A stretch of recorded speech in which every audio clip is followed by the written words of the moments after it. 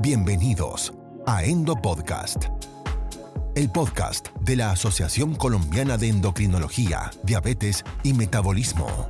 En este episodio hablaremos sobre metas en control glucémico, de joven al adulto mayor, con el Dr. Alex Ramírez y el Dr. Carlos Esteban Builes. Este podcast es patrocinado por Laboratorio Tena, marca líder en incontinencia. Bienvenidos. Advertencia. Este material es exclusivo para el cuerpo médico. Todos los casos clínicos aquí presentados son únicos y es importante hacer su propia investigación. Buenos días, buenas tardes o buenas noches, según cuál sea el tiempo para ustedes. Bienvenidos a este tercer podcast de nuestra unidad académica virtual, como parte de la línea de contenido de la juventud a la vejez, en diabetes, lípidos y riesgo cardiovascular. Esta entrega entonces será aquella de metas de control glucémico del joven al adulto mayor. Para ese fin entonces estaremos departiendo con el doctor Carlos Esteban Builes, quien es endocrinólogo, internista y miembro de la Asociación Colombiana de Endocrinología. Adicionalmente nos acompaña en el comité también de tecnología en múltiples proyectos que llevamos a cabo. Carlos, ¿cómo estás, hombre? ¿Cómo vas? ¿Qué más, hombre, Alex? Y muchas gracias por la invitación. Muy bien, ansioso que conversemos un ratico de este cuento de metas de control glucémico y cómo la edad las puede afectar. Exactamente, Carlos. La dinámica, hermano, esto es conversatorio, con tranquilidad, que hay una serie de colegas que comparten con nosotros estos espacios virtuales y que nos escuchan. Entonces vamos a hacer esto un conversatorio al respecto.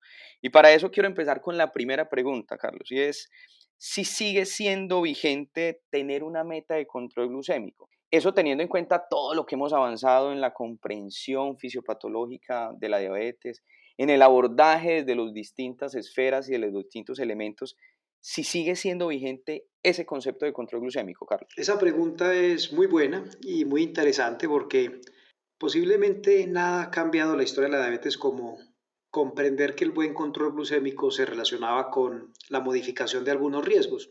Todo lo que como humanidad aprendimos alrededor de esta enfermedad hasta el siglo XX llevó a un solo descubrimiento que fue el tratamiento con la insulina. Y hasta ese momento las personas con diabetes se morían, pero se morían de complicaciones agudas de la enfermedad o condenados a vivir con una dieta que era muy restrictiva. Incluso uno de los pacientes que se prestó como primer candidato para el tratamiento con la insulina, pues se prestó siendo médico y sabiendo los riesgos de probar una terapia nueva, simplemente porque estaba cansado de esa dieta tan horrible a la que lo tenían. Entonces, todo ese conocimiento llevó al descubrimiento de la insulina y eso cambió radicalmente la cara de la diabetes, porque por primera vez la gente ya no se moría de complicaciones agudas, vivía mucho tiempo y en ese vivir mucho tiempo empezaron a aparecer otras complicaciones, las complicaciones crónicas de la enfermedad. Y fue la meta de control glucémico o un tratamiento basado en una meta de control glucémico expresado en la hemoglobina glicada la que modificó ese nuevo paradigma del tratamiento, las complicaciones y especialmente las complicaciones microvasculares. Entonces, tener una estrategia que se basa en eso, en buscar una meta de control glucémico, reduce más o menos en un cuarto las probabilidades de tener una complicación microvascular, empujadas principalmente por no quedarse ciego por diabetes. Y ese fue nuestro objetivo hasta hace muy poco, donde aparecen medicamentos que modifican la historia natural de ciertas enfermedades que son altamente prevalentes en la diabetes y algunas relacionadas directamente con la enfermedad, como la enfermedad cardiovascular y la nefropatía. Pero recuerden que todo esto ocurre en el trasfondo de un buen control glucémico. Los pacientes que participan en todos estos experimentos tienen como objetivo terapéutico primero tener un buen control glucémico y después la reducción de estos otros desenlaces. Entonces sí, claro que sí, sigue siendo vigente el control glucémico. Lo que ha cambiado no es reemplacemos el desenlace, sino complementemos el desenlace. Control glucémico y un poquito más allá ahora que tenemos las herramientas. Excelente, entonces, a pesar de los nuevos recursos terapéuticos y de tener otras metas, no abandonamos el control glucémico y es absolutamente vigente. Ahora yo quiero volver un poco atrás, Carlos, y es ¿de dónde surge el 7 como número mágico? Porque todos en los diferentes puntos de encuentro tenemos que el 7% de meta hemoglobina glicada en la población es un número mágico para llegar a este fin. ¿De dónde surge? Entonces, este 7 que se convirtió como en el santo grial de la diabetes y todos empujamos al 7 y el paciente se frustra si no está en el 7 y el médico se frustra si no está en el 7, viene de la meta que se tenía en los ensayos clínicos que prueban que efectivamente controlar la glucosa de forma más estricta reduce el riesgo de las complicaciones, especialmente las complicaciones microvasculares. Es algo lo más de paradójico porque aunque esa era la meta, ese era el objetivo del estudio, la mayoría de los pacientes no la lograron, pero sí tuvieron una reducción significativa de la hemoglobina glicada. Entonces eso permitió hacer dos análisis. ¿Qué pasa si yo llego a 7? Pero ¿qué pasa si yo reduzco la hemoglobina glicada y no llego a 7? Entonces el 7 surge de la meta o el propósito que tenían los investigadores. Pero la evidencia en la reducción del riesgo viene de cuánto cambia el riesgo, dado que cambia en un valor la hemoglobina glicada.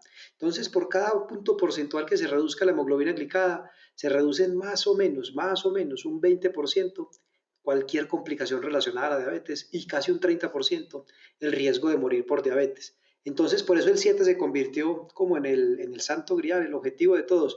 Lleguemos al 7, que fue a donde pretendían llegar estos investigadores. Posteriormente, esto se validó con otras observaciones experimentales, pero también poblacionales, donde el buen control glucémico, perseguido como un tratamiento intensivo, se asociaba a una reducción de riesgo en grandes estudios de cohortes que se realizaron en varios países. Entonces, de ahí se fue fijando ese 7 como la meta que deberíamos tener para los pacientes con diabetes. Perfecto. Entonces, partiendo, Carlos, de que el control glucémico definitivamente es importante, ¿cierto? Y lo tenemos que intentar cumplir en la medida de lo posible. Yo sí quisiera saber si hay una disección entre las metas en pacientes mayores o en aquellas personas que no son mayores. Y lo menciono es porque sabemos que nuestros pacientes mayores de 60, 65 años, pacientes adultos mayores, pues suelen tener múltiples patologías. Entonces tienen múltiples comorbilidades, son más frágiles, tienen polifarmacia, una serie de factores que plantea la posibilidad de ser más laxos. Entonces no sé qué concepto manejas al respecto, si es igual, digamos, la intensificación del tratamiento para el paciente joven que para el paciente adulto mayor. Esa pregunta muy buena. Y después de que nos enfocamos en el 7 y fijamos el 7 como nuestra meta, empezamos a hacernos preguntas y la primera fue, ¿qué pasa con las personas que nunca llegan por allá al 7? ¿Cierto? ¿Cuál es el precio de llegar al 7 de manera un poquito más forzada? Y los médicos somos rígidos en nuestra forma de pensar, eso hace parte de cómo nosotros vemos la salud y a nosotros nos encanta que nos digan, nada tiene que llegar y nuestros esfuerzos se ponen a una meta. Somos trabajadores incansables por lograr metas, pero cambiamos esa forma de pensar ya en el siglo XXI y empezamos a pensar, existen personas con características distintas en quienes de pronto llegar al 7 no debería ser nuestra meta. Y entonces surgió un ramillete de personas, venga, ¿quiénes podrían beneficiarse de una meta un poco menos estricta? Pero para comprender el quiénes, deberíamos primero comprender el por qué. Y el por qué es que hasta hace muy poco, intensificar la terapia para los pacientes con diabetes significaba básicamente utilizar dos medicamentos, insulina o sulfoniluria. Y el precio que pagábamos por la intensificación era una complicación muy común, que es la hipoglucemia. Alrededor de la hipoglucemia empezamos a tejer una serie de riesgos relacionados con estas, hospitalizaciones, infecciones, muerte y otros desenlaces graves para nuestros pacientes. Eso nos abrió los ojos y nos dijo, listo, ¿quiénes son estas personas en quienes intensificar la terapia pudiera llegar a ser perjudicial? Y dentro de esos grupos surge uno que tiene unas características que nos estabas mencionando vos. Las personas de más años que tienen muchos medicamentos, ya tienen una polifarmacia, están en alto riesgo de tener eventos adversos relacionados a la hipoglucemia y en quienes posiblemente la expectativa de vida en algunos sea limitada. Adicionalmente, como ya lo han discutido en otros podcasts de esta serie, con mayor frecuencia vamos a encontrar en estas personas fragilidad. Entonces, estas personas entraron muy cómodamente en esta recomendación donde podríamos pensar en flexibilizar un poquito esa meta. Y surgió entonces una recomendación por allá alrededor del año 2015 y empecemos a pensar en que las personas ancianas, incluyendo otros grupos de personas, permitámosles tener un poco de metas más laxas. El problema de esa recomendación es que a diferencia del 7, que es rígido, esta era amplia, entonces nos queda la pregunta ahí, ¿todas las personas mayores de 65 años son iguales? ¿Para todas deberíamos buscar la meta? Si este raciocinio parte del riesgo de hipoglucemia, ¿qué pasa si nosotros buscamos intensificar la terapia pero con medicamentos que sean un poco más seguros? Entonces se ha abierto un poco más ese ramillete y dentro del grupo de las personas mayores de 65 años vamos a tener subgrupos de personas en quienes, como en las personas jóvenes, vamos a querer buen control de la glucemia. y es muy intuitivo. Aquellas personas que son mayores de 65 años, pero que por lo demás son sanos, que no tienen una enfermedad que les impone una expectativa de vida menor a 2 años, que dentro de lo que vemos, la intensificación de la terapia no incluye para ellos una alta carga relacionada con la enfermedad. Y ahí vamos a preferenciar o a privilegiar aquellos medicamentos que tienen bajo riesgo de hipoglucemia. Y por el contrario, vamos a tener otro grupo de pacientes que son los pacientes más frágiles, aquellos que dependen para su cuidado de una tercera persona, aquellos que han sido afectados por enfermedades que limitan sus capacidades cognitivas y su habilidad para desenvolverse en el mundo. Las personas que tienen algunos tipos de demencia son un buen ejemplo. O aquellas personas que tienen episodios frecuentes de hipoglucemia que pueden ser o no sentidos por ellos, insensibles, o que son recurrentes en momentos difíciles. En esos pacientes podríamos volvernos un poco más laxo y trasladar ese 7 a un número cercano al 8%. Pero yo quiero que ustedes reflexionen un minuto y piensen en su consulta de las personas mayores, cuántos de los pacientes pertenecen a este segundo grupo y cuántos tienen que son pacientes mayores de 65 años y vitales. Es posible que incluso algunos de ustedes que estén escuchando este podcast entren en ese grupo de pacientes o personas que tienen diabetes, más de 65 años y son vitales. Entonces la respuesta es definitivamente no. El 7 no le calza a todo el mundo, pero la metalaxa tampoco le calza a todos los pacientes mayores de 65 años. Carlos, ahí hay varias cosas que vos has mencionado muy interesantes y de hecho hacen un engranaje excelente con otros conceptos que hemos compartido en esta misma serie de podcast y lo hablábamos con la doctora Geraldine, casi que de individualizar la terapia en el paciente adulto mayor y ellos nos da unos tips bien importantes que pues obviamente los colegas que nos escuchan van a reproducir dicho contenido y van a poder profundizar. Pero vos también nos dejas dos presentes bien interesantes en esta pregunta. Primero, el presente histórico, ya en el 2015, cuando se consideró ser más laxo, pero que se definieron unos criterios y dos segmentos muy claros en los mayores de 65 años. Esos pacientes, digamos, más sanos, con mayor expectativa de vida, sin alta carga de tratamiento, y aquellos que son más frágiles. Creo que son dos ópticas bien interesantes, la que nos compartió la geriatra y la que nos comparte el doctor Carlos Willes, que son formas prácticas de implementación en nuestro componente clínico. Ahora, yo sí quisiera, Carlos, a manera de resumen, ¿cuáles podrían ser las metas con las que nos quedamos? Como para engranar eso en la práctica para nuestros colegas. Perfecto. Entonces, ¿yo qué les recomendaría o qué les diría? Para sus pacientes menores de 65 años, el 7 sigue siendo el número que debemos buscar. Pero ojo, no solamente se trata de un numerito y un buen control glucémico. Esto dentro del contexto de que hay otras condiciones que pudieran guiar la elección de la terapia en los pacientes. Así como les comenté que hay personas mayores de 65 años con características especiales, yo me puedo traer algunas de esas características y aquellas personas menores de 65, pero por ejemplo con episodios de hipoglucemia frecuentes e insensibles, aquellas que tienen limitaciones en la expectativa de vida por otras condiciones, aquellas que son ampliamente dependientes para su convivir, o en aquellas que la terapia para la diabetes les impone una alta carga relacionada con el cuidado de la salud. Podrían ser personas en que también podríamos considerar una meta un poco más laxa. Y ya pasándonos al grupo de las personas mayores de 65 años, yo quisiera hacer una reflexión.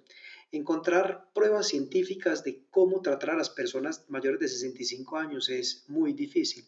Y es muy difícil porque como investigadores solemos excluir este tipo de poblaciones, niños, adultos mayores, personas embarazadas, de los experimentos clínicos. Entonces estas personas sufren de una discriminación en la investigación y son segregadas y al ser segregadas no tenemos mucha información de cómo actuar con ellos. Entonces la mejor fuente de información para estas personas suelen ser otro tipo de desarrollos en la investigación, los estudios observacionales. Y recientemente se publicó un estudio con más de 700.000 personas de mayores de 65 años donde la pregunta es, ok, ¿vale la pena en estas personas que pueden tener alta fragilidad y una expectativa de vida limitada, pensar en intensificar la terapia de la misma manera que lo hacemos en los jóvenes, guiado por sus comorbilidades? Y aquí se encontró que en aquellas personas que se intensificaba la terapia con agonistas del receptor del GLP-1 o inhibidores del ACGLT2, no solamente lograban muy buen control glucémico, sin aumentar el riesgo de hipoglucemia. De hecho, el único riesgo que se aumentó fue el de las infecciones genitales en los pacientes usuarios de los inhibidores de la SGLT2, pero lo sorprendente fue que aún en estas personas que uno suele pensar que tienen una expectativa de vida ya limitada por la edad, se logra una reducción significativa en el número de eventos cardiovasculares. cuando prefiere uno de estos medicamentos que modifican la historia natural de la enfermedad por encima de medicamentos que son muy seguros, muy buenos bajando el azúcar con los inhibidores de la FP4, pero que no modifican nada más allá de la glucosa. Entonces, mi reflexión va a que en los pacientes ancianos debemos pensar en intensificar de forma correcta la terapia.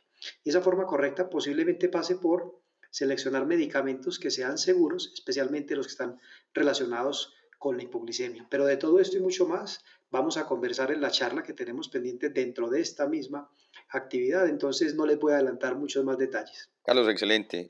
Te cuento que yo aquí he ido, digamos, intentando como consolidar los puntos más importantes. Me voy a atrever pues a mencionarlos como para darle cierre al podcast, y también al final pues te dejaré ahí unos segundos como para que tengas ahí presente cuál podría ser el mensaje final a todos nuestros audioescuchas. El primer punto que quiero rescatar de lo que nos compartía el doctor Carlos Esteban es la vigencia. La vigencia del control glucémico. Así existan otras metas, sigue siendo vigente el control glucémico. Lo segundo, nos rescató desde ese precedente histórico el por qué 7 de hemoglobina glicada sigue siendo la meta. Y nos recordó 2 puntos importantes. La reducción de un punto porcentual de la glicada nos reduce cerca de un 20% cualquier tipo de complicación. Y ese mismo punto porcentual en reducción de la glicada, hasta casi un 30% de la mortalidad. Adicional a eso, nos lleva a individualizar la terapia de control glucémico y nos clasifica a 2 grandes grupos, y ustedes lo escucharon cómo hacerlo y cómo implementarlo en la práctica clínica de manera muy sencilla. Y también es el mensaje más contundente al final que nos menciona Carlos, y es: en mayores de 65 años, las moléculas modificadoras de enfermedad definitivamente tienen un rol terapéutico de cumplimiento de metas específicas, y que los pacientes, aún en ese contexto, se benefician de esas moléculas. Creo que ese mensaje es súper importante, Carlos. Ahí intentamos consolidar con esos 4 puntos los mensajes más clave. No sé si tengas algún mensaje final, Carlos. No, Alex, yo creo que lo resumiste muy bien, hombre, y lo único que yo dejaría es que el control glucémico no debe ser la meta, es más allá del control glucémico, pero es que el más allá tiene un punto de partida y es precisamente el control glucémico. Entonces queremos más para la gente con diabetes, no queremos lo otro, queremos más. Y más significa buen control glucémico y encima modificar las enfermedades que acompañan la diabetes.